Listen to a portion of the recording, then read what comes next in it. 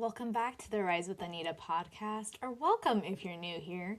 On today's conversation is for the woman who can feel something is shifting, not because she's falling apart, but because she is being called into a deeper season of herself. I'm joined by Dr. Melinda McCarty, author, leadership strategist, and guide for high-capacity women navigating what she beautifully names 2 full seasons.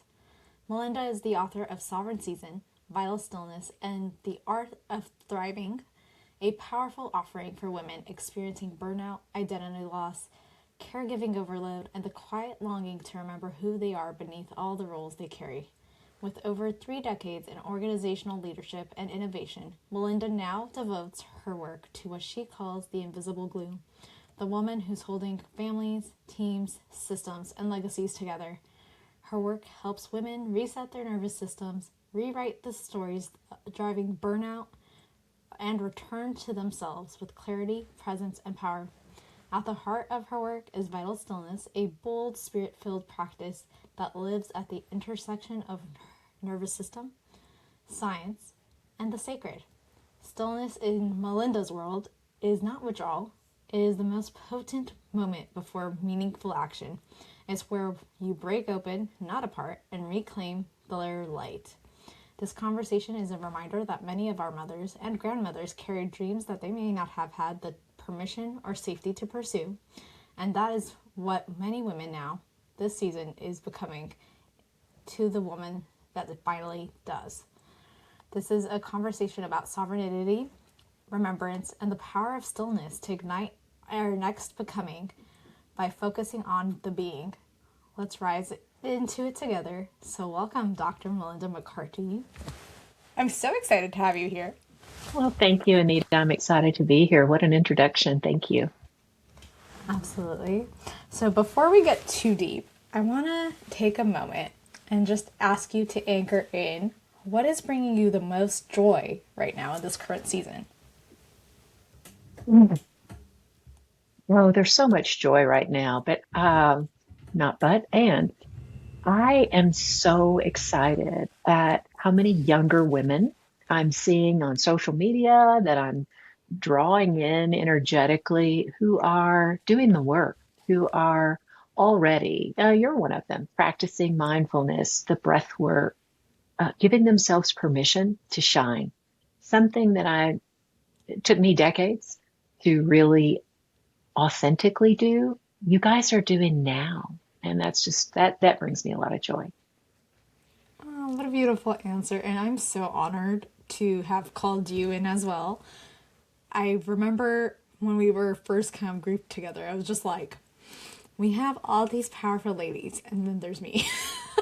And it wasn't even in a degrading way, but it was just this wondering of like, what is that common thread? And the more I got to know each of you ladies in our group, and then the more you and I started interacting, I was like, oh, we're basically there's like this thread that's, while we're separate generations, we are coming into the same truth. So because our audience doesn't know your story, I want to dive into what you and I were actually sharing about a couple of days ago, which was your story and how you came into this work, but you already had your tools and your techniques, but it was in the moment where life was a bit chaotic that you finally started to need, to quote you, the work to start working. I think there was a different shift because you learned when maybe you were more along the lines of blissfully dissatisfied to when you were in your, as we've called it, survival mode season. Yeah. Yeah. So 10, 15 years ago, I got a certification in yoga and deep work in yoga and meditation and mindfulness. And just because I loved the work and it's something I had always wanted to do and had been a dancer and martial artist, and it just kind of seemed like the next thing. But I didn't really put it into practice. And then several years ago, I have an adult child now, but he had just turned 21 and he was in that 21-year-old kind of crazy time of life. And we were very estranged. very estranged, and he's my only child. And we've always been so close. And there was a night when we were on the phone with each other, and he said, "You're dead to me, and I'm dead to you. We're no longer mother and son." And yeah, that was absolutely the moment when my world felt like it was breaking open and breaking apart. And I laid there that night and I thought, I can't sleep. I can't, I'm praying, but I'm not even sure anybody's hearing me, even though I'm a believer. I was so shattered. And I thought, what do I do? I'm doing it now. um, I breathe. That's what I do. I breathe. This is what I was taught to do. I'm going to consciously breathe, and I'm going to breathe in, and I'm going to hold it, and I'm going to breathe out. Okay, I lived through that breath, and I did that all night, and eventually drifted off to sleep. And the next morning was still shattered, and we'll say it wasn't a one day, oh, I discovered a breathing practice and I'm fine. But that process, I was able to survive. And I was able to then put these tools to work that I had really just always played with. And I saw that they worked. Not only did they work to get me through, but I began to feel actually better, even with that relationship still fractured, even with other craziness that was going on. My brother was terminally ill. My mother is, she's 89 now, but was in her 80s and having some health issues. My husband was having some health. It was just a lot. Work was crazy. It was a corporate job. I started to actually feel better than I'd ever felt, oddly. And I saw that it was this power of the pause, of getting still, hence the name Vital Stillness, getting very, very still, not pulling the covers over my head and, going into a black funk and turning off the lights and not talking to anyone, but actually getting still and then taking the next step, the breath and then the step, and then the breath and then the step. Does that make sense? That's how I came to the work. Survival to thriving. I went from surviving to striving, like, oh, this is going to work.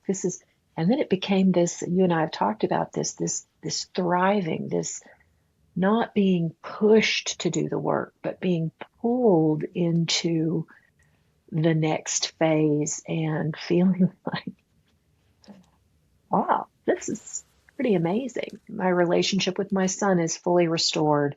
My mom is 89 and thriving. My husband's health is better than it was. My brother did pass away, but in my belief that he's in a better place. And his passing was beautiful because I was present. And I wasn't trying to fix everything. I was just being rather than doing all the things. Beautiful. And yes, it does make sense. And what I love actually brings us to a quote from your very own book.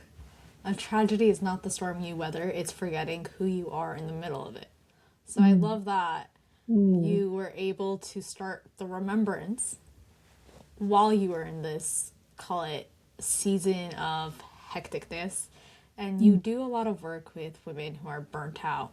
And I think a lot of times our societal misconception is usually it's, oh, they're burnt out because they don't like their jobs. And while that might be a factor, you pointed out it was women are the highest gender that does the caregiving role, and we play a lot of roles and wear a lot of hats. So in your, I guess, expertise of working with women and then having been in the leadership roles, what I wanted to ask you next is just, what was that breaking point for you where it was like, okay, how do I manage this in the workspace? You're absolutely correct. Women I call it a two full season. Women, I'm 60, well, I'm 62. I'm almost 63. I'm closer to 63 than 62. Um, Look fabulous, by the way. Thank you. And I feel fabulous. And I am fabulous. And here's why.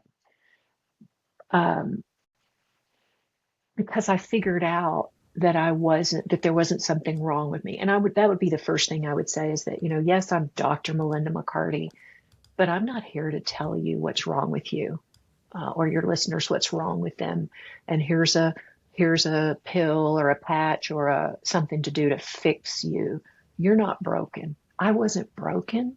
I was just overwhelmed, and I was covered up with all these roles. And women, particularly, but men as well, but women, particularly my age, there's this word, this word, and you can Google it, called the sandwich generation. Mm-hmm. And that is a person who's caring for an aging parent and or aging spouse, caring for younger, like in my case, my adult son, but for instance, my cousin and his wife are raising their grandchildren because their daughter passed away. So they're in a sandwich generation. They're that sandwich where you've got somebody that is above you that needs care and somebody younger than you or depending on you that needs care. And then what do? You're at home and you're doling out all the care. And then at 7 o'clock in the morning, you get in your car and go somewhere to a job and smile and, oh, I'm here and I hope I'm up for my next promotion. And gosh, I'm really hoping I get to go on the corporate trip. And meanwhile, I hope that my family can survive while I'm gone. And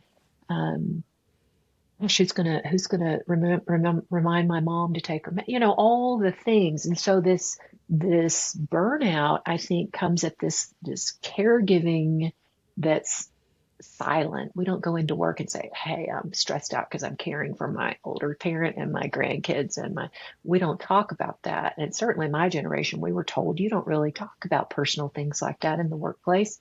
And so there's this burden and no one knows you're carrying it. And so there's a mask and you've got this mask on and so it's just exhausting. So what happened for me was, are you asking about what broke at work, corporate wise? What broke that open? Not apart, but broke it open.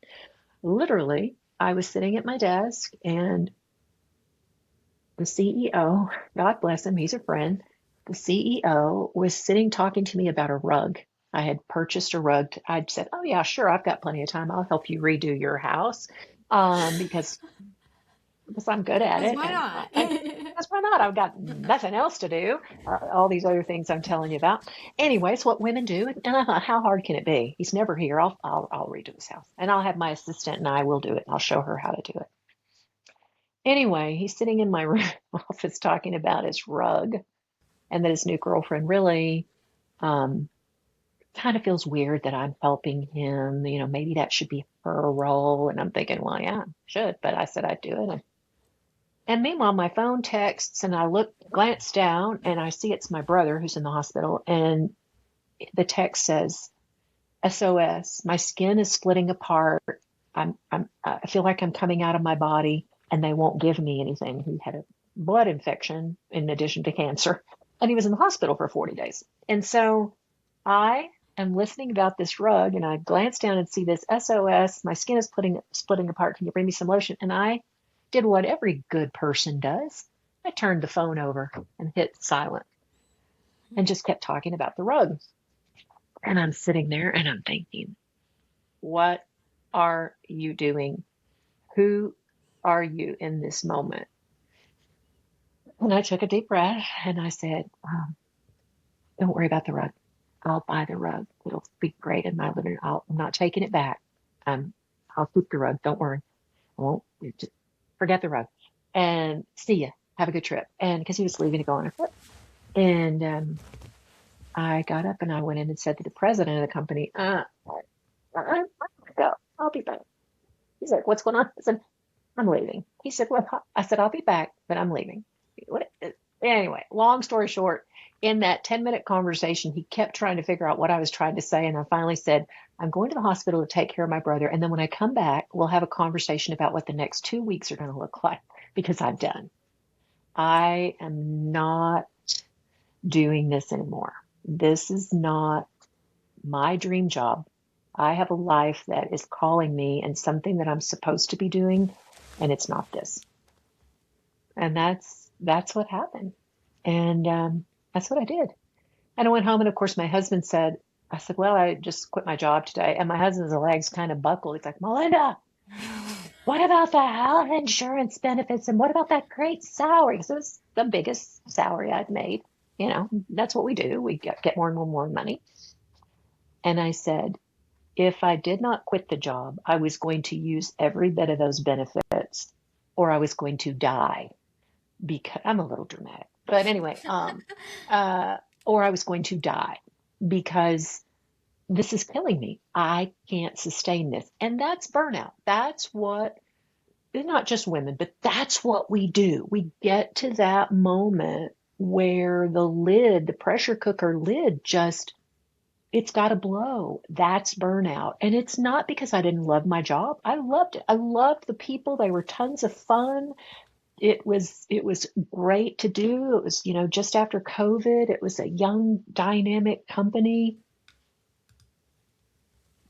Something had to give. And I was fortunate that I knew that financially I could do that. But honestly, Anita, I would have done it even if financially I couldn't have done it, because at some point when burnout gets big enough and deep enough, I believe that we break and run. And as I think you referenced, I didn't break apart, but I did break open. And that was when I started to say, all of these things are very clearly,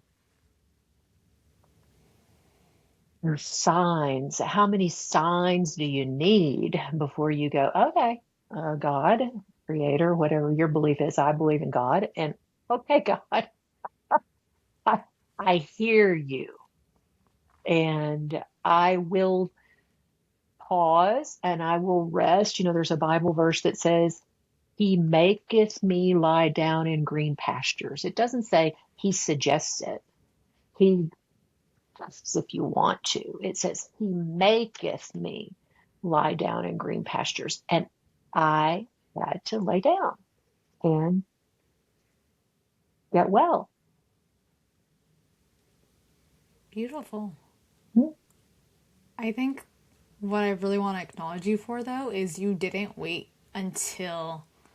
I mean, yes, you had that moment where you were like, okay, what am I doing with the rug story? But at the same time, you didn't wait for it to further progress Mm-hmm. before you were like, I'm out. Because in my case, it was like I now recognize I was at a point of burnout, but I was still checking through, because in your mind, it's like, I have the bills and I have people I'm taking care of. How am Mm-hmm. I supposed to be irresponsible and stop and go all in on the stream? And I, fortunately or unfortunately, in that moment, it was like God was like, okay, you're not leaving on your behalf, so let me make Mm-hmm. this no longer an option. Yeah. And so I think it's interesting seeing the dynamic of like, you recognized there was that quiet ache. And then as I was reading through some of the stuff that you've sent me, I could totally relate where you were talking about the woman who drives home at the end of the day and she just takes a few minutes in her car before she enters the Re- house because she knows she's going to have to start again because her day has not fully finished. Her work day might Mhm. have finished, but Mhm. she's still in this like pause moment. And so I was like, oh, the amount of times I've done that. Where you get home and you're just like, I'm gonna take 5 minutes and listen to like a song. Or just like take Yeah. some breathing moments because I don't want to, Yeah. I'm not gonna be able to take that break when I get in. And And, so, and isn't that a gift that you give the people that are waiting on the other side? That driveway moment has happened many times in my life. It still happens because I believe that, but it's different now. It's an intentional pause to say, I'm going to truly transition here and give my best, the best to I've those at got. home. to those at home, or I'm going to pause in the parking lot before I go into work and give those at work the best, because they don't deserve whatever I'm carrying forward if it's not positive from the last interaction, right? But I I do. I think this is a universal feeling that maybe doesn't come quite so dramatically. For there are some people who don't have that feeling of being called for more, but for people like you and me that know that there's work we're supposed to do and we're in the wrong space, it's going to come, and you may be called out, whether the company closes or they riff your position or whatever. It does get worked out in your favor. And in hindsight, you can look back and go, oh, that was such a blessing, right? It wasn't a blessing. It didn't feel good at the time. Rejection never feels good. Separation or change is never, Easy. I don't say never, but it's rarely like, oh, yay, we're changing everything. But good for you. And I would say that the reason I knew that it was time was that I have been in this situation, not the same situation, obviously, but having had, several different corporate roles. And I have known that it was time to go, but like you, I didn't go right away and I waited. And in hindsight, well, I could have gone 6 months sooner, and probably it would have been better for all parties involved, or whatever. So I think just with time and experience, um, I knew the clock was ticking and it was not going to get better. Beautiful. So we basically went through your story. Now I'm just curious because we both talk a lot about somatics and being in your body. So what did it require in your body, not just your mindset, to start to stay visible, and when that light finally switched on for you? Yeah. So I have always been very, very physical. I grew up, started dance classes when I was 3.5 or 4. And so very physical, cheerleader, tennis player, ran track, then, got out of school and did um, all the exercise classes that were popular in the 80s and 90s. I'm dating myself. Jazzercise and Zumba and all this. And I was a martial artist, and then, got involved in yoga. So very aware of my body, but actually embodying, I think there's a big difference. Even just a few months ago, in that part, I was still a little disconnected from my body in that I was breathing, was doing the breath work, was doing the meditation and the mindfulness, the right here, right now, be present, all of that.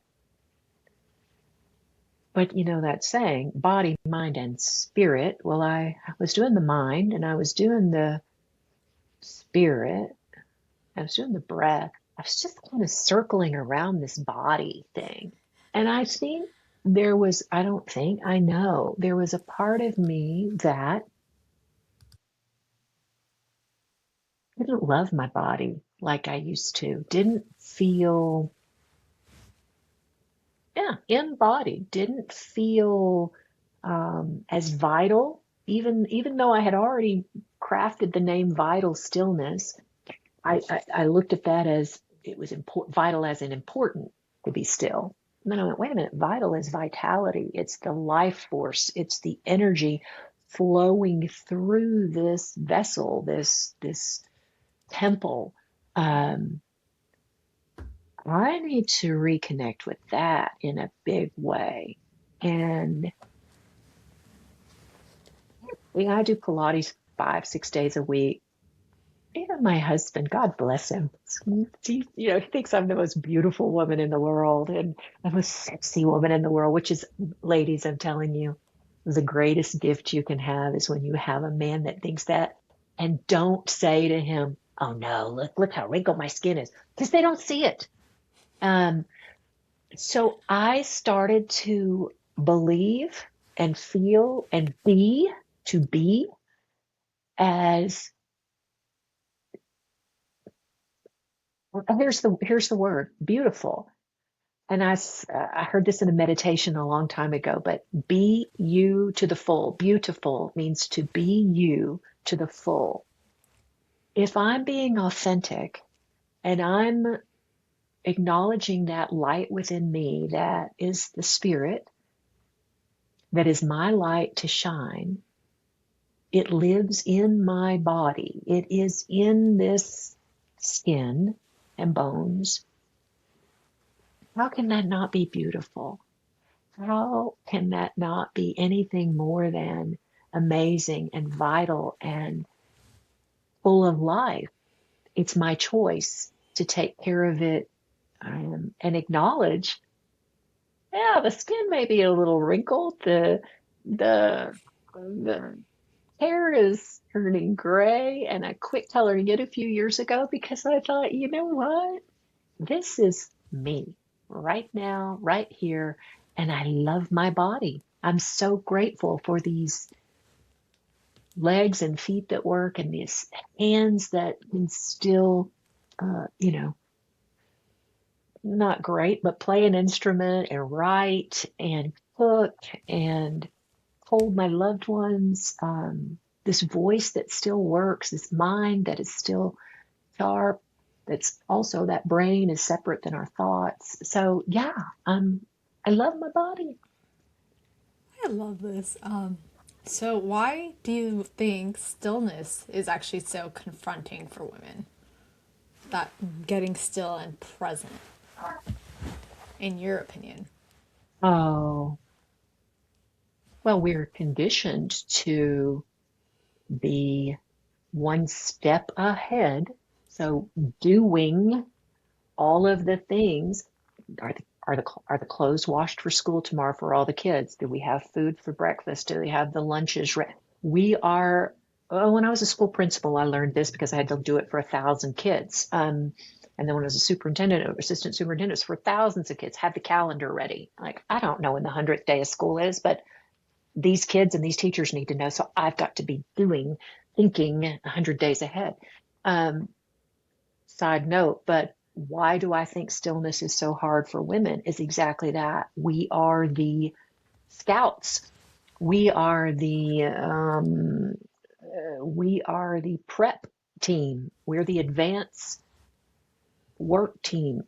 Conferences don't just happen overnight. Somebody comes and sets up the chairs. Usually that's the women, and they bring the food. And and I'm not being, I love me some men, but I think that for women in particular,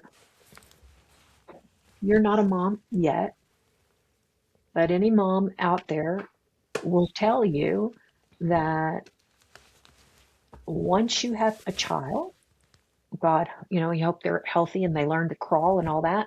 You can't even sit on the potty chair without somebody, Mom, I mean, you're just, you got to make it happen. It's so, I think we just feel like I'll get everybody else's stuff done and then I'll take a few minutes. And so these are snatched moments, and the stillness part feels like I'm can feel like I'm being a little selfish. I'm letting people down. I'm not going to have it all prepped to where it's easy for them the next day or the next week or the next period of life. We've Very true. been, yeah, we've been called. Do you feel this way? I You're do. a young woman, and you still. How hard is stillness for you? Oh, sometimes I feel like for me, it's just if I'm not being conscious, it's very easy to be like, on to the next. And even, for example, I think I discussed this with you. When it came to meditating, I always used to struggle because it's so still, and then you have the wandering mind.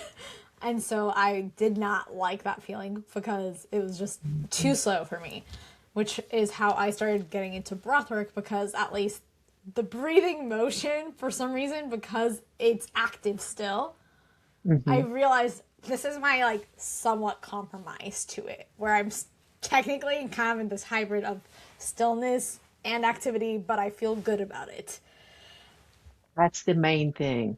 Whatever works for you. This is, I came to meditation through yoga.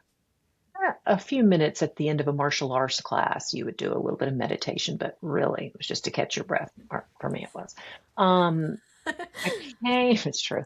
I came to meditation and mindfulness through yoga and found it to be so intriguing. And then when I learned that yoga, the, I'll say yoga, was really the postures were really designed to be able to get the body moved and limber enough to then be able to sit still. So kind of like telling a toddler, go run it out so they'll, be able to take a nap. Knockout. So for me, I thought, okay, well, as I'm getting older and, joint mobility and things like that, although I'm as flexible now than I was 20 years ago because of all the recent work, last 3 or 4 years. But I thought, okay, I want to develop a practice that I can do for the rest of my life. And let me look at this, and read John Kabat-Zinn's amazing book, Full Catastrophe Living. He's kind of the godfather of mindfulness, and listened to a lot of meditation and found some teachers that I really, really liked, and found that there was so much power for me personally in being very still. Now, I don't even put a timer on anymore. I think it's like with anything else. When you're first learning, it's like you said, the mind and the agony of, how long have I been here? 3 minutes? Um, then it just becomes just a pattern, a way of life, a way of just dropping in the driveway. I can drop in, and my husband will open the garage door and be like, "What are you doing out here?" Oh, I was on the phone. On the phone. What I was, but that was 20 minutes ago, So yeah. I love that you brought that up, and this actually leads us to another quote from your incredible book. I just have to say, I want the first copy of that once it's out. I'm loving all these quotes because I'm like, yeah, I remember that now. What was I thinking? That's a pretty good one. And so, for those who are listening, the quote that I'm referencing here is, "Stillness is not the absence of life. It is the doorway to it." Mm. Yeah. So for me, I have been a very, very busy girl all my life. Go, go, go, go, go. I got it from my mother. My mother's 89 years old, smokes 2 packs a day, still works in her yard. I spent my entire childhood, she was a realtor, running after her. We were going people. We were doing people. For me, stillness, the reason I say it's the gateway to life is when I'm still, and I could say you, but I can't speak for you or anyone else, but for me, when I am still, I'm not doing, I'm being.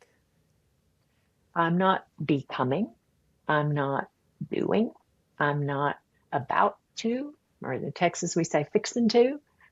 I am. I am. And that creates the space for everything that comes after. Because I know if I'm blessed enough, I'm going to get up and then move into something intentional. Mm-hmm. But it's because I've chosen to rather than been driven or in this frenzy of get it done. And that's not to say I don't get into that, as my mother says, head down and butt up, working where you're just kind of working, you know.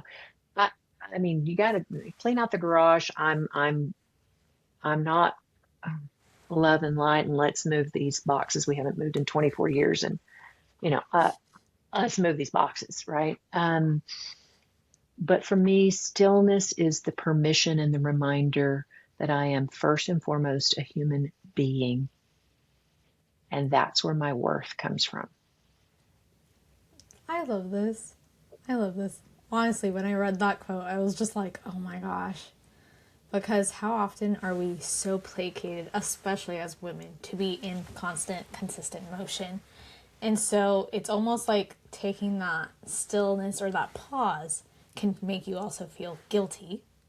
Mm, yeah.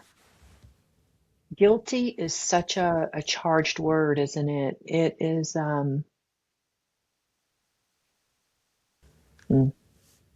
I heard the difference between guilt and shame is guilt is I feel bad for doing something, and shame is I'm just bad, right? So guilty, is it the feeling of feeling guilty for being still, I feel like is, again, it's that judgment that am I enough? Am I enough? If I'm just here being still, does my family still love me? Do they still value me? Does my boss still love me? Does he still value me? You know, um, my friends, do they still love me and value me if I don't say I'm going to do XYZ party for that I've always done for the church or whatever? And so I think that's where a lot of the work has to come in as individuals where, um, well, knock wood, I'm not feeling guilty about much these days because I am being much more intentional about my choices. And if those are my true, authentic choices that are based on what's going to move my life and the dreams and visions that I have forward, that's just got to be enough. It's enough for me. And I think if it's enough for me, that's what really matters because as people pleasers, our trap is, oh, you're nodding. Our trap is, what will they say? I used to tell my mother that if I could have bought a website all those years ago that said, well, what they say, because that was, I mean, I love her to death, but that is how she lived her life. Well, they say, who? Who's they? I don't care what they say. Um, and I think that's really how we have to get about our lives and our choices. Not to be mean, but it's not mean to take care of yourself. Absolutely. Actually, that brings us into another segment that you and I are both very passionate about, and that is generational cycles and patterns of exactly that. Like these mentalities that you get conditioned to worry about what others are thinking or how it may be perceived as you're Hmm. making your own choices and starting to live your life. So, what are some of the generational patterns that maybe you had to face in breaking in order for your continuing generations to not have to deal with that cycle? Um, yeah, exactly that. So I am, as I told you, in my 60s. I finally sat my mother and my husband down, and they're both amazing, amazing human beings. But I had to sit them both down, which really was sitting myself down with them present and saying, I'm going to just tell you exactly, I said, I don't ask for much. True. But I said it out loud. I've never said this before in my life. I don't ask for much. In fact, I give and I give and I give because I love you guys.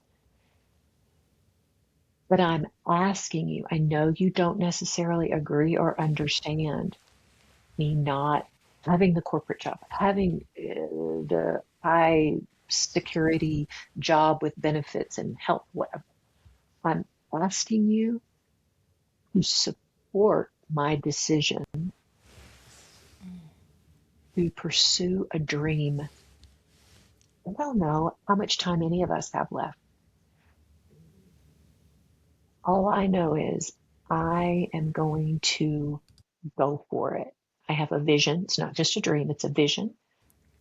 And you may not understand it. You may not even like it. Well, here's what I'm asking.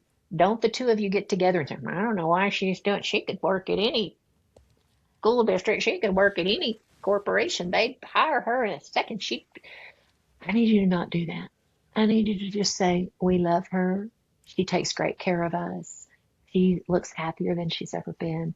And I need you to support me. And you know what they said? They looked at each other and they said, okay. And guess what? That's what they've been doing. And I had never asked for their support. I had been so busy trying to earn their approval so that I would do all the things that would like make everybody feel safe and happy. And then I could carve out a little bit of time for me. And that, that is, my mother is a realtor. She's been very, very successful, but she grew up in the Depression, born in the 30s, grew up in the Depression. She's always been terrified of being poor. And my dad was a dreamer, geologist, but a dreamer, and went broke a couple of times in the oil business because he tried to go out on his own. And they'd turn off they used to come and knock on the door at dinner time and say, if you can't pay this light bill, at the time, $15 light bill or whatever it was, if you can't pay this, we're going to have to turn the electricity off. And my mom would be scrounging in her purse to get coins and, piggy banks and things. I mean, I remember that. Maybe it was twice in my life, but still I remember. And they divorced, and my mom sold real estate. She was amazing at it. She was terrified of being poor. She made me terrified of being poor. I always felt like we were right on the edge of the poor house, even though she was buying rental properties through the years, even though we never had a mortgage, even though I didn't know how money worked. I just knew what it felt like. And so what is the generational cycle that I'm trying to break? My son's 24. He's a professional poker player. He has a college degree. He's brilliant, genius level IQ. He had a college degree, graduated from college in 2.5 years at 20. He graduated from high school at 16 and 17, I guess. And he's a professional poker player. Why? Because that is his dream. And I told him, I didn't have this. I'm telling you now, you support yourself. I'm not paying your bills, but I support your desire to follow your dream. And it's rough. Poker's up, down. You win, lose. And at some point, that may not be his dream or his passion anymore. But for right now, he's following his bliss. And for me, if that breaks that cycle of someday I'm going to do everything for everybody else, and then someday I'll get my shot, then my work is done. Beautiful. How about you? How about you? What are you doing to break the cycle? There's a lot I'm doing to break the cycle. I feel like for me, it's been a journey of starting to lay down a bit of like boundaries. And because the women in my life have been very powerful, but very afraid to speak up, or feeling like if they do speak up, they're not going to be heard. So there's a lot of this mentality of starting to speak up, and then also making choices and decisions, following in the same vein of what you were saying, my own bliss, rather than looking for that checkbox to fill out. What they say looks good. Ooh, they'll think that's impressive, right? Oh, that Anita, she's something else. No, she's someone else, not this person, right? Yeah, good for you. I also will share that my family history has a lot of mental illness in it, addiction. My mom is from a family of 7 kids. My dad had a really dysfunctional childhood. Parents were divorced when he was 2, and he was born in the 20s. So that really didn't happen. But his mom was a little nutty, strong, super strong will. Based on everything I've heard, she was very, very strong willed. And that, of course, was crazy. But I think she was just maybe a little bit of both. But anyway, I didn't ever know her. But my mom's family was the family that I grew up in. And she's from a family of 7 kids, very strong women. Well, very loud women, very vocal women. My grandfather was a very strong, like a man's man, fisher, hunter, water well, I mean, blue collar guy. But the women in my mother's family were very, everybody had just talk, talk, talk, talk, talk. And there were 2 aunts that had nervous breakdowns in the 70s, and both of them were very, of the 5 girls in my mom's family, they were the soft ones. They were the ones that were real tender-hearted, very emotional, soft-spoken. And so what did I learn there? Number one, that was shame. That was, I used to get out of school to take these aunts. Well, it was a family trip. Well, what we were doing was taking my aunts to the mental hospital an hour and a half up the highway so they could, get treatment. So I always felt like there was crazy in my family. And then what I started to believe was that if you're soft, if you're vulnerable, if they see you're weak, they're going to eat you alive. They're going to find out how to hurt you, and they will hurt you. And so that was the armoring up. And so what generationally do I hope changes with that? I know now, years later, our family acknowledges that addiction is a real thing in our family, alcoholism and, other kinds of addiction. And we acknowledge, we acknowledge that faith is something that is in God, not our family. That's not the God. And that it's okay to get help. In fact, being willing to get help and seek comfort and understanding rather than the doing is the braver action, the much Absolutely. braver action. It's the act of sitting with either the feelings or the parts of ourselves that we don't necessarily like, and Mm. allowing ourselves to have that grace of witnessing without running from it. Because I think human nature, when it comes to these aspects that we don't necessarily appreciate, we want to just hike up and run, but you take you wherever you go. Oh, I've done the geographicals, as a younger women in bad relationships or whatever. I was in a relationship once and we moved 3 or 4 times cross country kind of things in a very short period of time. And I can look back and go, oh yeah, that's when I really went into therapy. Oh yeah, I did a geographical 3 times, and we both kept going. We both were there. We were here. We are, and that doesn't work.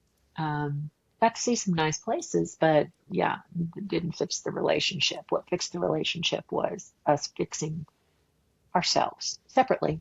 It was not a good relationship, healthy relationship. I had a few of those unhealthy relationships. And so, yeah,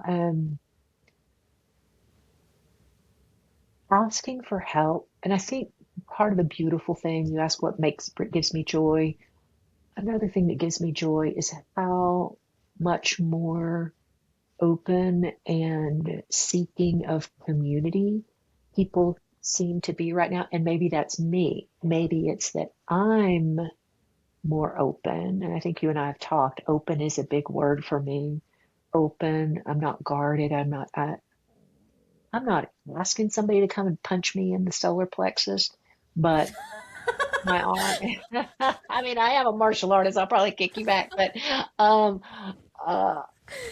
but but I am open, and my arms are open as opposed to, I mean, this is a standard position for me, and it's not because I'm closing somebody off it's because I have really long arms, but just being consciously open.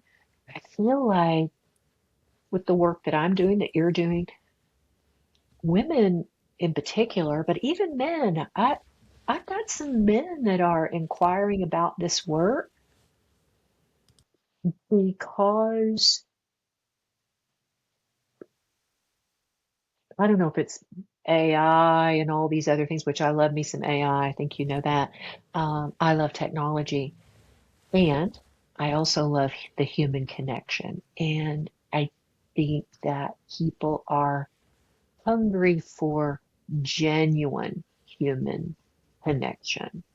I'm not talking about hookups. I don't know. My age, I'm past all that. But I'm talking about true human connection. Um, beyond different than friendship. It's soulship, it's kinship, it's finding your tribe, even if you're not related by blood. I think people Mhm. are actively seeking that. Do you feel that? Absolutely. I think that's exactly how I found us in our whole group was looking Yeah. for women that were on a like-minded journey and path and just being able to learn and grow together. And I think there's a beauty in the community and our little like sisterhood that we've all developed, which is we don't see one another, even if we are in the exact same space, we don't see each other as competition. In fact, we're more about let's collaborate. Hey, how Mhm. can I show up to support you? And I think there's something so beautiful because we're able to see the gap and share that with each other. And there's that sense of I can have a witness to this process because I think so often when you're doing everything alone, it feels very isolating. But to have that community where you can go, I'm having a downward spiral in this moment. And I know it's not forever, but I just need to be witnessed in this moment or help talk me Mhm. out of this. There's Mhm. something beautiful about having that place that you can go and it's a safe space. Amen. And I think I'm in love with that word, witness. Witness. I mean, it's a great word, but think about the word witness. I mean, I'm going to go off on a tangent here, but it's someone who sees something with their own eyes. And sorry, my spam risk is going off. My phone is blasting.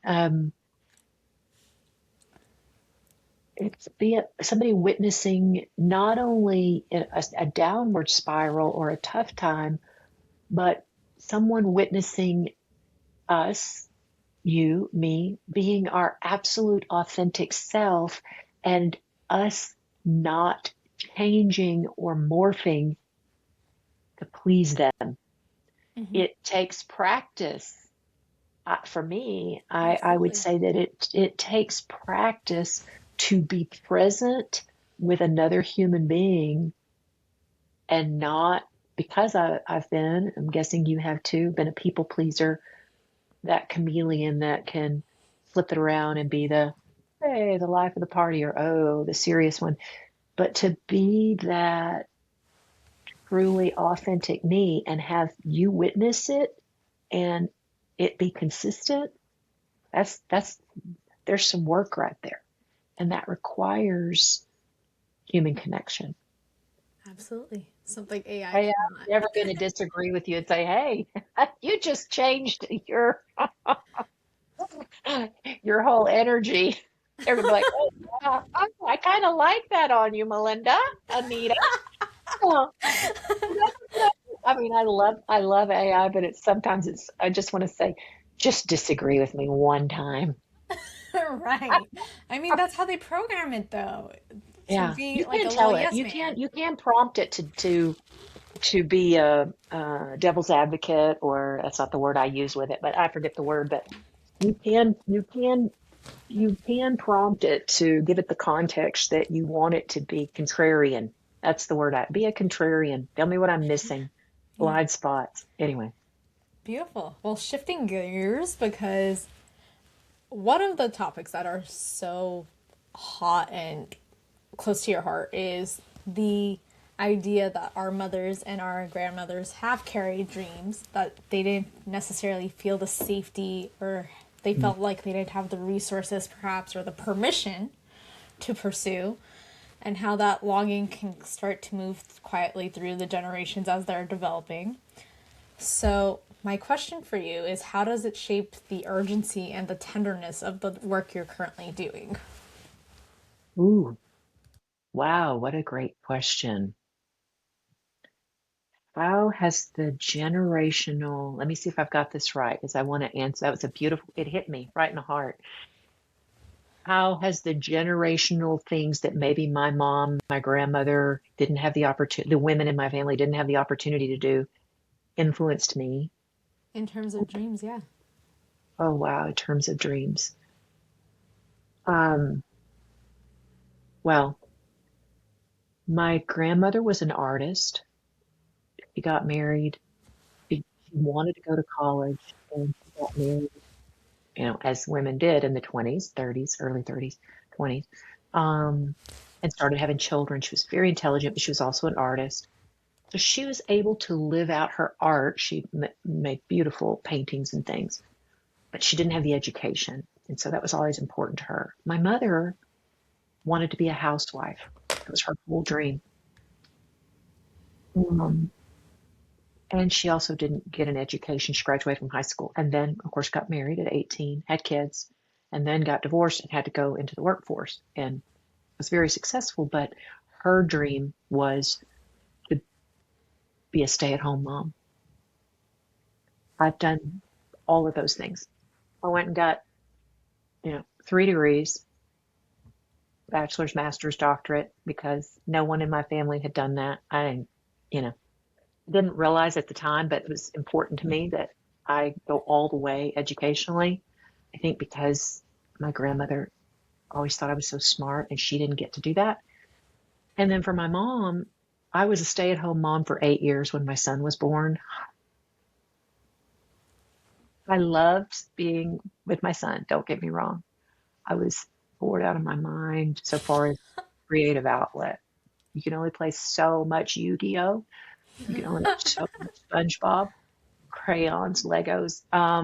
And so I volunteered for a lot of stuff, but I did those things. And again, it was almost like I was acting out what Their dreams. their dream was. So I've never had anybody ask me that, Anita, but I definitely did that. And had the safe job, like my mom's vision of just go to work for the post office, get benefits, that was her dream job for anybody, was get benefits and have pension. I mean, seriously, my whole life I've heard, if he would just, Mark, my son plays poker, if he would just like get a job at the post office, then he would have a pension and he could still play poker. Nobody in this family is going to work at the post office. Okay. We're not. A lot of you had 100% commission job. So now what does it mean to me now to be saying I'm living my dream? Think that if I know, not even think, I feel like if I had done this early on, they would have been just as happy as all of the other successes and milestones. Of course, my grandmother saw me graduate from, no, she passed away before I graduated from college, but she knew I was in college. It was important. But come on, live your life for you. And that's the one thing I would say is anybody who's listening to this, really, truly, get still, get quiet. I'm not saying go to an ashram. If you want to, that's fine. But it's like the conductor with the baton right before the music starts. Like, what's that movie, Mr. Holland's Opus? You have a life story. You have a symphony of a life inside of you. And what vital stillness is that, use my lipstick here, but it's that conductor's baton. It's that moment just before the music starts Take a moment. It may take you 6 months. It may take you a year. It may take you 5 years. I don't know. But the more you listen to your voice rather than your mom's voice or your grandmother's voice or your aunt's voice, and all your dad's voice, all those people love you, hopefully. They're not you. You are uniquely you. And so I would just say, get still, give yourself permission, develop a develop a rhythm of stillness. It's not a one and done. Get clear and take the next big step. And you're gonna have to let some stuff go. And that's okay too. Let go of other people's rules and decide on yours, your values, your beliefs, your non-negotiables, all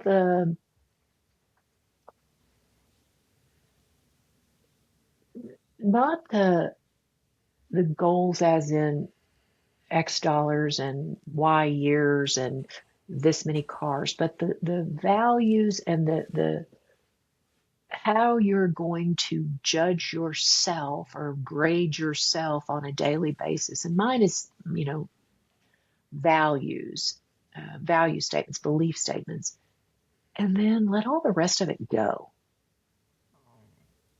Because nobody cares that you've been vice president of marketing or assistant superintendent or whatever job. They don't care. People who love you really just want you to be happy, truly, and and they're going to be uncomfortable as you get still and centered and stop dancing the dance for them. They're going to be uncomfortable, but they'll come around. Beautiful. And lastly, before we wrap up, you Ah, speak about honoring time and that dreams actually have an expiration date. mhm. How do we let that reality awaken us without letting it turn into pressure or regret?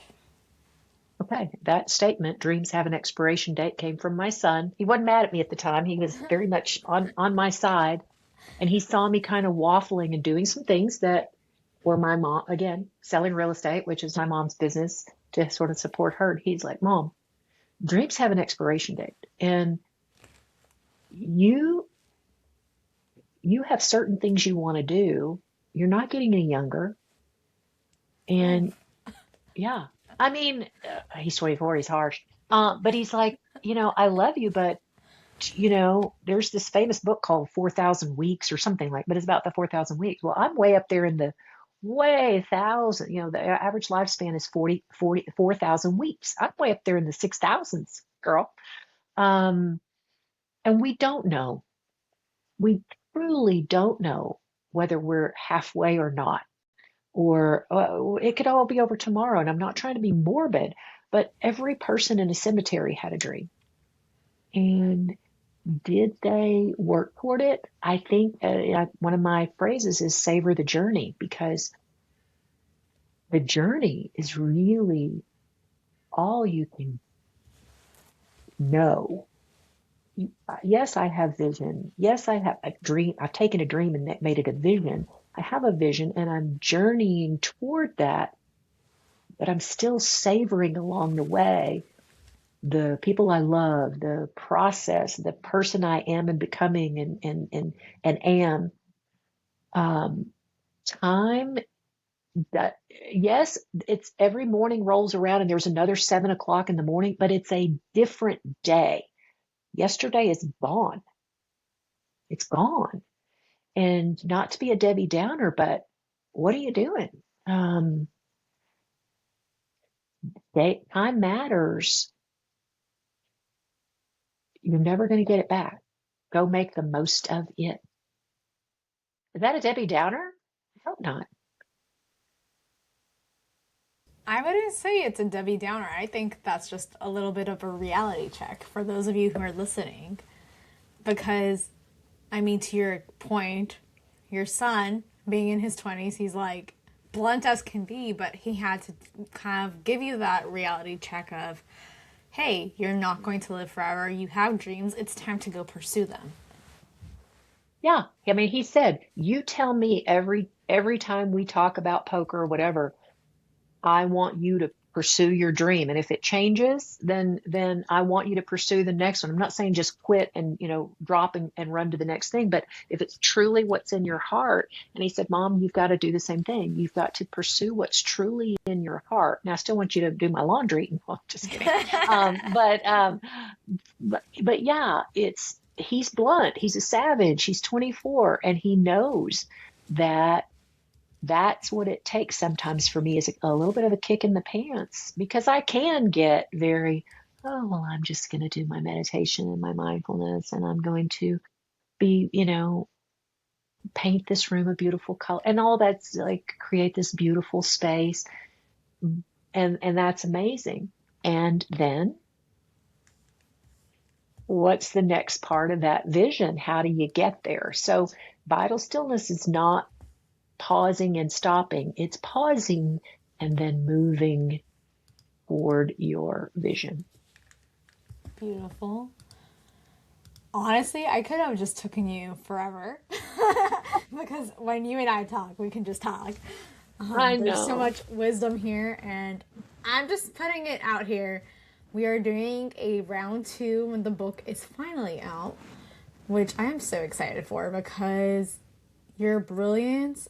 And I want to just take a moment to honor you because you've really been able to take these years and do what Tony does in compounding decades into days, into honestly that stillness and that still energy of you took these profound moments and life lessons into a book that I'm super excited to read, by the way. Just off of like the little synopsis that I received, I was just like, her work is freaking incredible. Why isn't it already out there? And so I'm super excited to read it. So we're going to do a part 2 and we'll go into your framework because we didn't even get a chance to talk about that because of your brilliance.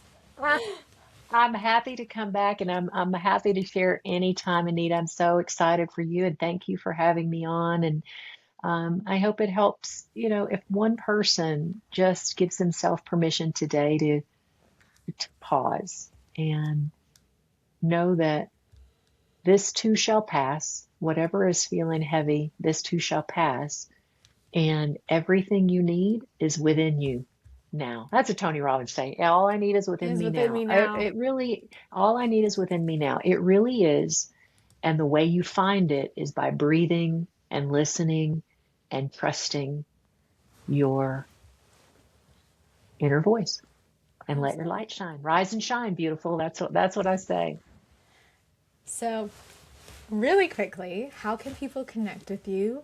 Where are the best spots for them to see what you're working on? How do you want them to see as you're starting to speak, which I'm super excited for? Okay, so I do have a website. It is a mouthful, I guess. It's sovereignseason.com. Okay, sovereignseason.com. It's got my author stuff. It's got some TEDx stuff. It's got some free resources. And then of course I'm on all the socials and it's Melinda McCarty, or I think it's Melinda McCarty X on Instagram. I don't know. Just put Dr. Melinda McCarty. Yeah. I don't know. It's a social media stuff. Just type Dr. Melinda McCarty. You'll find me.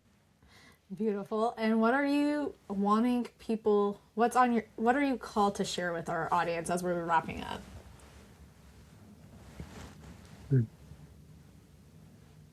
Yeah, breathe.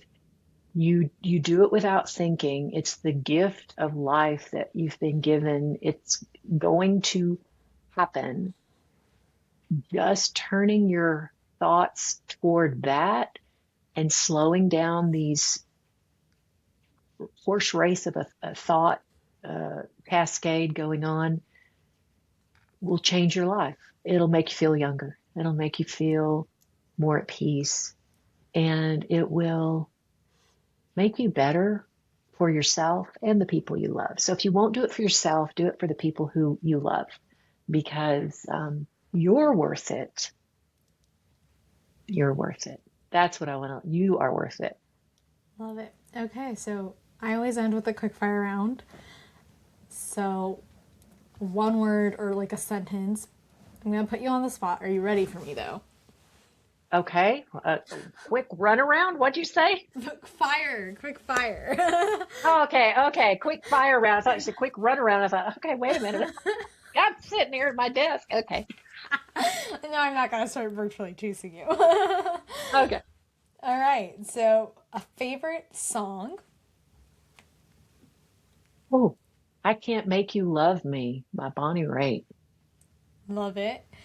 I'm going to listen to that as soon as we get off, just because I love to hear what my It guests just came to are. mind. I have a lot of favorite songs, but that's the kind of a go-to. Yeah. Love it. Awesome. Favorite movie. Ooh. Oh my gosh, I was in the film business for a long, long time. Favorite movie. Okay, I'm just going to tell you the Harry Potter series. I'll watch them every year. All so it's I have to watch them all. When I start one, I watch them all, and I read. Amazing. I was a Harry Potter nerd when I was a kid, so I Gosh, feel yeah, that. love it. A book that changed your life or nourished your soul. Oh, the Bible. And Les Miserables by Victor Hugo. That's my very favorite book of all time. Favorite workout. Mm, Pilates. At this point in my life, Pilates. Favorite place to travel to. France. Ooh, I need to go. Oh, Best advice you've ever received in a single sentence. ooh.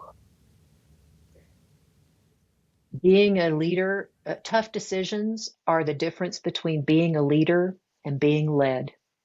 That sentence changed my life.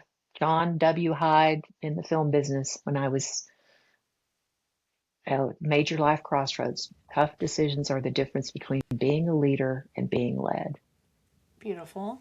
And lastly, you know this show is all about women, so what is one thing you want women to stop apologizing for?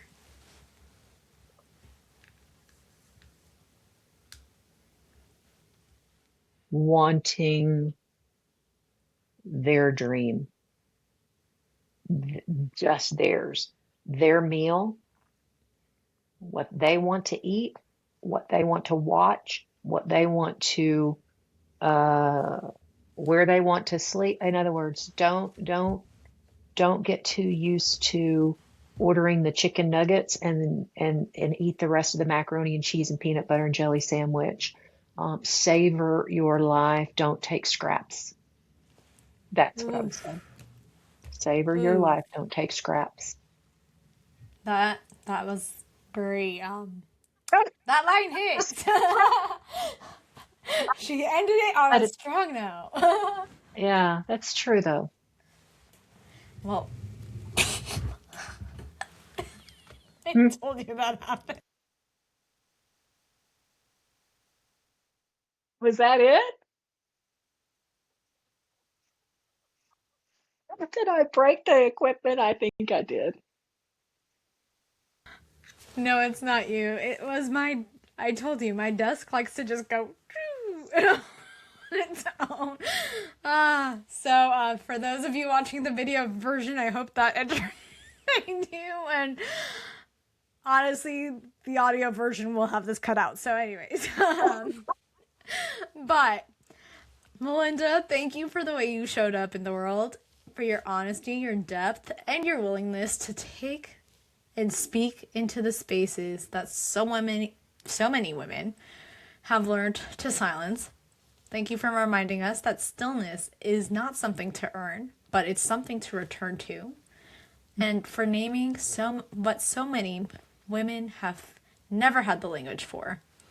Your work creates permission not just to rest, but to remember. And I'm so grateful for the light, the wisdom, and the care you brought into this conversation today. So before we close, I want to speak directly to the woman listening.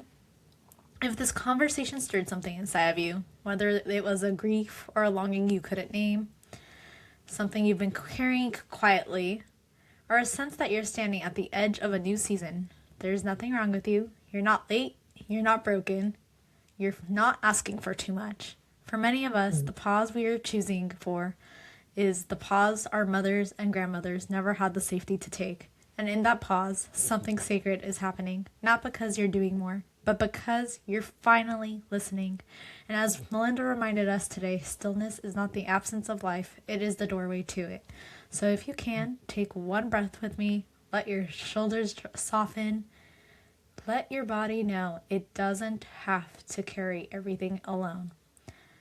This season, whether it feels like an ending, a beginning, or something unnamed, matters. And the way you choose to meet it changes more than just your own life. So thank you again. And I am so honored if you guys would love to share your feedback, connect with us on the socials, let us know what you thought and if this conversation moved you. And please like and review. Like on YouTube, review it on Spotify and all the other platforms. It helps get this message across. And until the next episode, that is all for now.